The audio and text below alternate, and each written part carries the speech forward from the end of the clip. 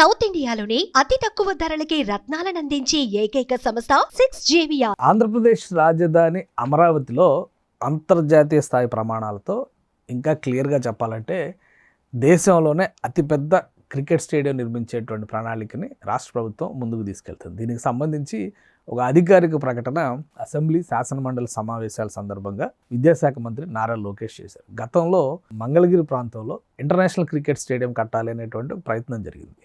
దీనిలో భాగంగా Andhra cricket association కొన్ని నిర్ణయాలు తీసుకుంది. ఆల్రెడీ విశాఖపట్నంలో ఒక ఇంటర్నేషనల్ క్రికెట్ స్టేడియం అందుబాటులో ఉంది. విజయవాడలో ఒక స్టేడియం కట్టారు, కానీ అది అంతర్జాతీయ ప్రమాణాల స్థాయిలో లేదన్న ఉద్దేశంతో మంగళగిరిలో మరొక స్టేడియం నిర్మాణం చేశారు.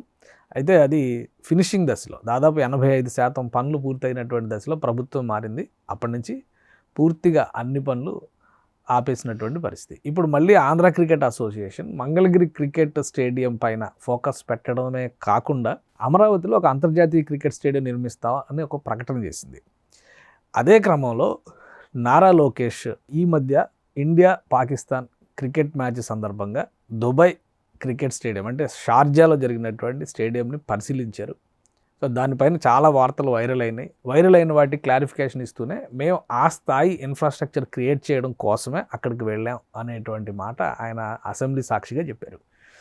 అసలు ఆంధ్రప్రదేశ్కి క్రికెట్ స్టేడియం అవసరమా, మరీ ముఖ్యంగా అమరావతిలో క్రికెట్ స్టేడియం అవసరమా, దీని మీద కూడా చాలా చర్చ జరుగుతుంది. సో దానికి ఒక క్లారిటీ ఇచ్చేటువంటి ప్రయత్నం చేద్దాం. ఎందుకంటే అమరావతిలో ఒక 9 థీమ్ సిటీస్ అంటే సిటీ ఆఫ్ 9 థీమ్స్ అని చెప్పని అమరావతిని రాష్ట్ర ప్రభుత్వం చెబుతుంది. ఎందుకంటే అందులో 9 రకాల నమూనాలకు సంబంధించినటువంటి అంశాలు ఉన్నాయి. ఒకటి టూరిజం, అలానే ఫైనాన్షియల్ డిస్ట్రిక్ట్, ఎలక్ట్రానిక్ సిటీ, ఇట్లాంటివన్నీ కూడా రకరకాల విభాగాలుగా విభజిస్తూ అందులో స్పోర్ట్స్ సిటీని కూడా ఒక భాగం చేశారు. సో స్పోర్ట్స్ సిటీ కిందకి వచ్చేటువంటి ప్రాంతాలు ఆల్రెడీ కొంత అలాట్మెంట్ జరిగింది. మాస్టర్ ప్లాన్లో భాగంగా ఈ స్పోర్ట్స్ సిటీకి ల్యాండ్ అలాట్మెంట్ అనేది కూడా జరిగింది. ఆ ప్రాంతంలోనే 60 ఎకరాల్లో కనీసం 135,000 మంది పట్టేటువంటి ఒక భారీ స్టేడియం నిర్మించాలని ఆంధ్ర క్రికెట్ అసోసియేషన్ ప్రణాళికను సిద్ధం చేస్తుంది. ఆంధ్రప్రదేశ్ ప్రభుత్వం దానికి సపోర్ట్ చేస్తుంది. ప్రస్తుతం బీసీసీఐతో పాటు ఐసీసీలో కీలక పాత్ర పోషిస్తున్నటువంటి ఐసీసీ చైర్మన్ జైషా ఆయన ఆధ్వర్యంలో చర్చలు కూడా జరుగుతున్నాయి. ఇది అమల్లోకి తీసుకొచ్చేటువంటి ప్రయత్నం జరుగుతుంది అని నారా లోకేష్ చెప్పారు. గతంలో ఒకసారి మనం హిస్టరీని పరిశీలించి చూస్తే కనుక 2001, ఎందుకంటే ఉమ్మడి ఆంధ్రప్రదేశ్లో గచ్చిబౌలి స్టేడియం గురించి పదే చర్చ జరుగుతుంది. అలానే అక్కడ ఉన్నటువంటి గచ్చిబౌలి స్పోర్ట్స్ కాంప్లెక్స్ అనేటువంటి ఒక భారీ వ్యవస్థని అప్పట్లో చంద్రబాబు నాయుడు ప్రభుత్వం క్రియేట్ చేసింది. ఫలితంగానే 2002లో జాతీయ క్రీడల్ని ఉమ్మడి ఆంధ్రప్రదేశ్ నిర్వహించింది. అప్పటి వరకు జాతీయ క్రీడలు ఉమ్మడి ఆంధ్రప్రదేశ్లో ఎప్పుడూ జరగలేదు. అంటే ఒక వరల్డ్ క్లాస్ ఇన్ఫ్రాస్ట్రక్చర్ క్రియేట్ అయిన తర్వాత వచ్చినటువంటి ఒక జాతీయ స్థాయి వేడుకగా మనం దాన్ని చూడాల్సి ఉంటుంది. ఆ తర్వాత క్రమంలో ఉమ్మడి ఆంధ్రప్రదేశ్లోనే ఆఫ్రో ఏషియన్ గేమ్స్ కూడా జరిగాయి. అంటే 2 ఖండాలకు సంబంధించినటువంటి అంతర్జాతీయ స్థాయి క్రీడోత్సవాలు అనమాట. సో అదే తరహాలో అమరావతి స్పోర్ట్స్ సిటీని ఏపీ సర్కార్ డిజైన్ చేస్తుంది. ఈ క్రమంలో ఇంకొక కీలకమైనటువంటి అంశం ఏంటంటే 2034 నాటికి ఒలింపిక్స్ను నిర్వహించాలనేటువంటి ఆలోచన భారత ప్రభుత్వానికి ఉంది. ఇన్నేళ్ల ప్రస్థానంలో ఒలింపిక్స్ నిర్వహించలేదు కాబట్టి, అతిపెద్ద దేశం కాబట్టి ఖచ్చితంగా ఈసారి బిడ్డింగ్ చేయాలి భారతదేశం అనేటువంటి చర్చ కూడా నడుస్తుంది.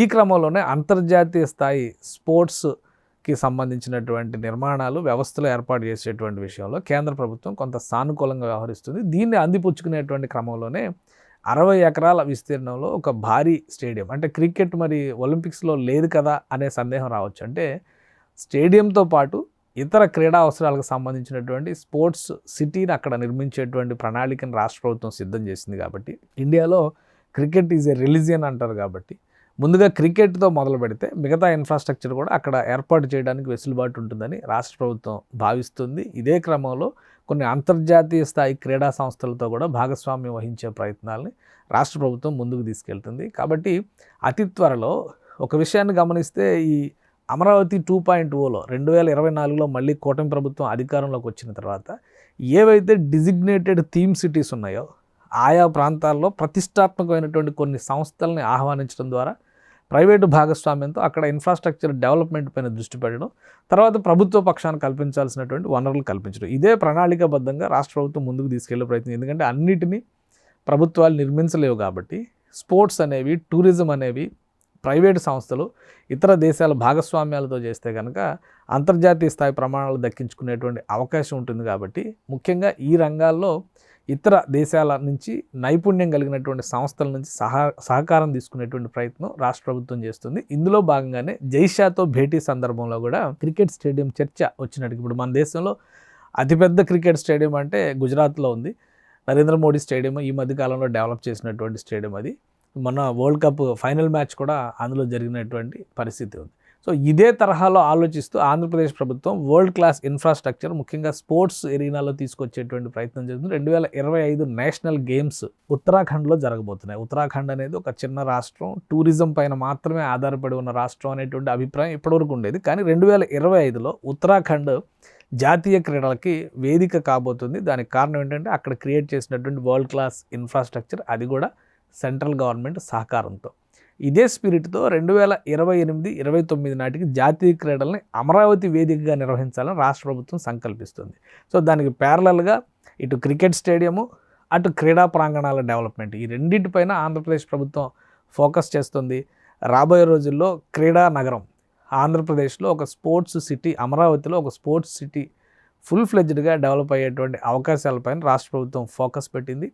అందులో మొదటి అడుగుగా క్రికెట్ స్టేడియంని కనుక మనం చూస్తే అంతర్జాతీయ స్థాయి ప్రమాణాలతో దాన్ని డిజైన్ చేస్తే కనుక ఖచ్చితంగా అది సక్సెస్ అయ్యేటువంటి అవకాశం ఉంటుందనే అంచనాల్లో రాష్ట్ర ప్రభుత్వం ఉంది. ఇందులో ఎక్కువగా ప్రైవేటు భాగస్వామ్యం, అలానే క్రీడా సంఘాల భాగస్వామ్యంతోనే నిర్మాణం జరిగేటువంటి అవకాశం ఉంటుంది. రాష్ట్ర ప్రభుత్వం ల్యాండ్ అలాట్మెంట్ విషయంలో మాత్రమే రాష్ట్ర ప్రభుత్వం సహకరిస్తుంది. దానికి తగ్గట్టుగా వ్యవస్థలని, అవసరాలని తీర్చే విధంగా అక్కడ ఎమ్యూనిటీస్ కల్పిస్తుంది. మిగతా నిర్మాణ బాధ్యతలన్నీ కూడా ప్రైవేటు భాగస్వామ్యాలతోనే ముందుకు వెళ్లే విధంగా రాష్ట్ర ప్రభుత్వం ప్రణాళికలు సిద్ధం చేస్తున్నట్టుగా తెలుస్తుంది. సో అతి త్వరలో అంతర్జాతీయ క్రికెట్ స్టేడియం అనేది కనుక రియాలిటీలోకి వస్తే దానికి తగ్గట్టుగా అమరావతి స్పోర్ట్స్ కాంప్లెక్స్ నిర్మాణం కూడా ఒక అడుగు ముందుకు పడినట్టుగానే భావించాల్సి ఉంటుంది. సుమన్ టీవీలో మీ పర్సనల్ అండ్ బిజినెస్ ప్రమోషన్స్ కోసం కింది నెంబర్కి కాంటాక్ట్ చేయండి.